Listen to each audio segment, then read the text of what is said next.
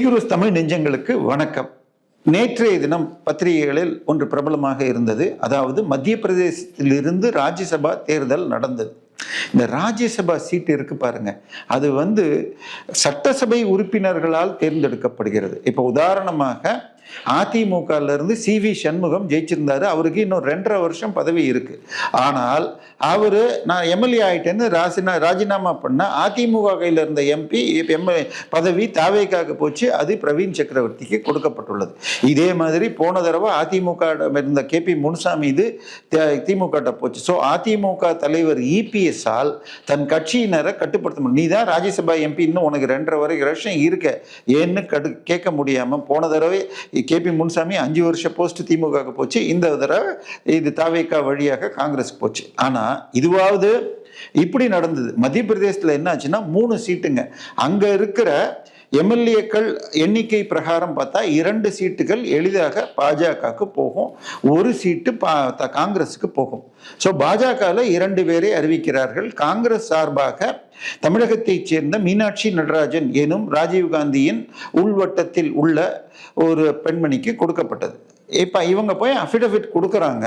அதில் நீங்கள் இது தன்னுடைய தேர்தல் வாக்கு இதை கேண்டிடேட்டுடைய இதை கொடுக்குறப்ப உங்களுடைய சொத்து மற்றும் உங்களுடைய கடந்த 5 ஆண்டு வருமானம், உங்கள் பேரில் உங்கள் கணவர் அல்லது மைனர் குழந்தைகள் பேரில் உள்ள சொத்துக்கள், இதை தவிர உங்க பேர்ல இருக்கிற பெண்டிங் மற்றும் க்ளோஸ்டு கேசஸ், இது எல்லா டீட்டெயில்ஸையும் கொடுக்கணும். அதாவது எப்படிப்பட்ட ஆளுக்கு நீங்க ஓட்டு போடுறீங்கன்னு ஓட்டு போடுறவங்களுக்கு தெரியணும்.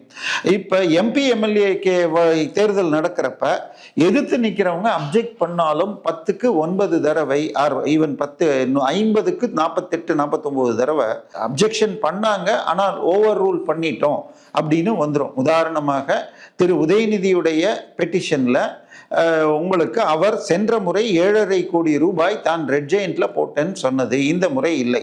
இதை சுட்டிக்காட்டி திரு இன்பநிதி அவர்கள் இது பண்ண அப்பொழுது முதல்ல கொஞ்ச நேரம் இது பண்ணிட்டு கடைசியில் அக்செப்டட்னு சொல்லிட்டாங்க. ஏன்னா போட்டி போடுறதுல 3 லட்சம் பேர்கிட்ட போய் ஓட்டு போட்டு ஜெயிச்சு வரணும்.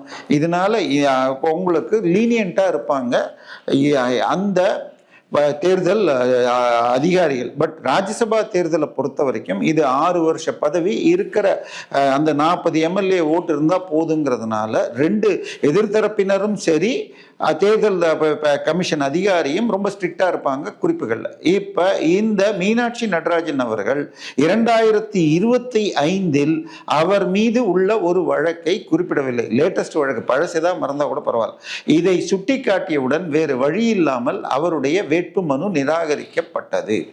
உடனே இதை எதிர்த்து பிஜேபி 3வது வேட்பாளரை போட்டதுனால ஆட்டோமேட்டிக்காக போட்டியின்றி 3வது வேட்பாளர் வெற்றி பெற்றார்னு வந்துடுச்சு. இது தேர்தல், அதாவது வேட்புமனு கரெக்ஷன் பண்ற டைம் முடிஞ்ச உடனே தான் இந்த ஏற்கும் நாள் வருது. ஸோ அதனால அதுக்கு மேல மீனாட்சி நடராஜன் கரெக்ஷன் பண்ண முடியாது. போட்டி இல்லைன்னாலும் அடுத்த நாள் தான் டிக்ளேர் பண்ணுவாங்கிற அந்த நிலைமையில இந்தியாவிலேயே மிகவும் அதிகமாக ஒரு நாளைக்கு 25 to 50 லட்சம் ரூபா வாங்குற வக்கீல்களில் கான்ஸ்டியூஷனல் எக்ஸ்பர்ட்டான திரு அபிஷேக் மனு சிங்வி போய் உச்ச நீதிமன்றத்தில் அப்படி கூவினார், ஐயா இது சட்டத்திற்கு விரோதம், இதை எப்படி செய்யலாம், அவர் சின்ன தப்பு பண்ணார் அப்படின்லாம் சொல்லிட்டு நீங்க இந்த தேர்தல் முடிவை அறிவிப்பதை நிறுத்தி வைக்க வேண்டும் அப்படின்னார். அதெல்லாம் பண்ண முடியாதுங்க, நாளைக்கு உங்களை கேட்குறோம். இன்னைக்கு தேர்தல் கமிஷன் அவங்க வேலையை செய்யும். ஸோ நேற்றைக்கு வேட்புமனு தாக்கல் டைம் முடிஞ்சு போச்சு, வேட்புமனு பரிசீலனை முடிஞ்சு போச்சு, வேட்புமனுக்கள் நிராகரிக்கதும் நடந்து போச்சு. ஸோ போட்டியில் எத்தனை பேர் இருக்காங்களோ அதுக்கு ஏற்றபடி சொல்லுவாங்க. ஸோ அவங்க தேர்தல் முடிந்து விட்டது, 3 பேர் உள்ள சீட்டுக்கு 3 பேர் தான் போட்டாங்கன்னு 3 பிஜேபியும் ஜெயிச்சிட்டாங்க. ஸோ இவர் நேற்றைக்கு வந்த பொழுது தெளிவாக சொல்லிட்டாங்க, இந்தியாவுடைய டெமோக்ரஸி எப்படி வேலை செய்யுதுன்னு சொன்னால் 4 பில்லராக பிரிக்கிறாங்க.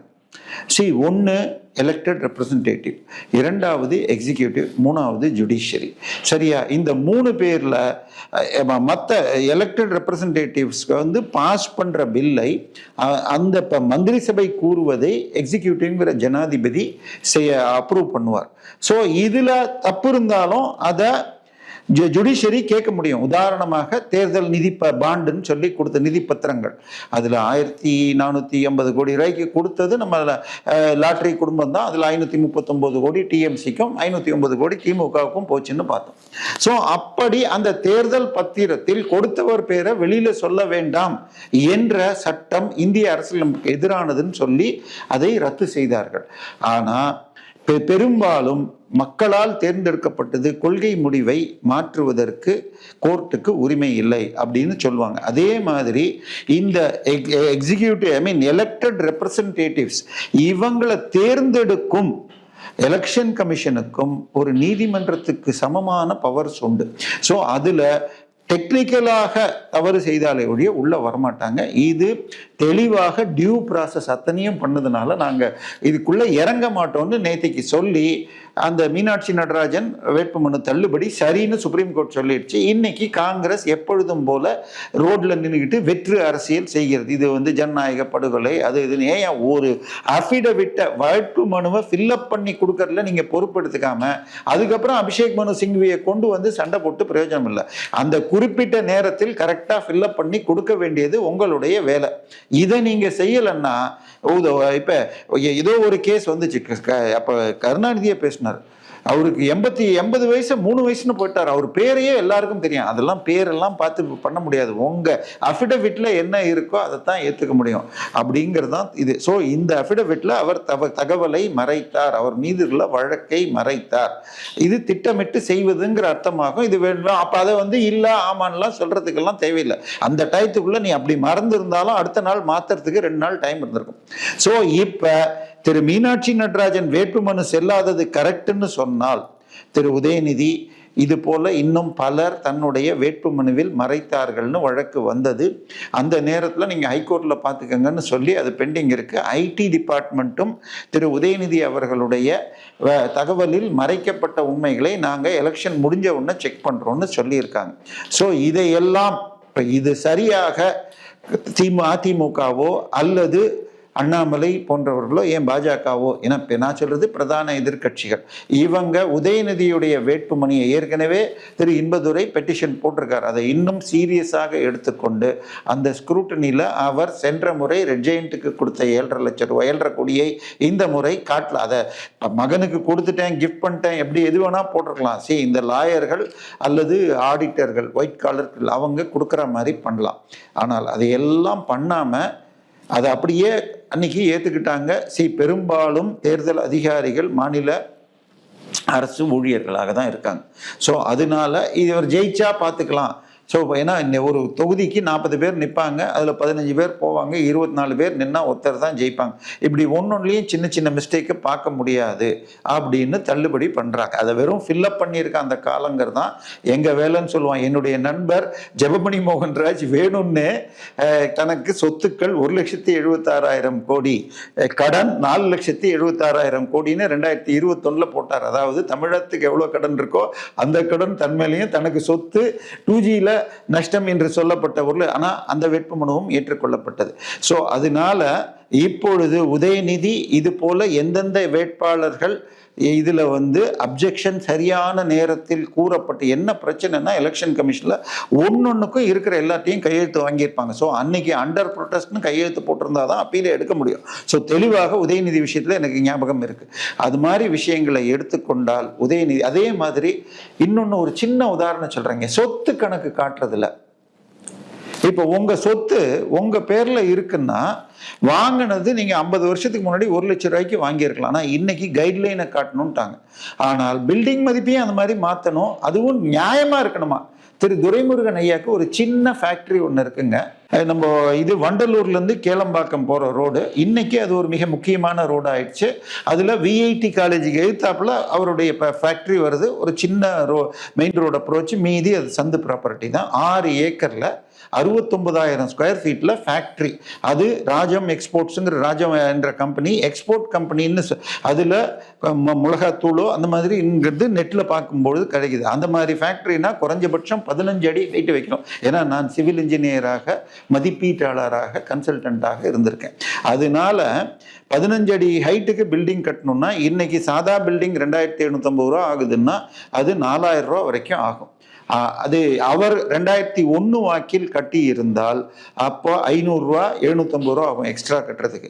750 ரூபா இன்ட்டு 70,000 ஸ்கொயர் ஃபீட்னு போட்டால் கிட்டத்தட்ட 14 கோடி ரூபாய் ஆயிருக்கும் இன்னைக்கு.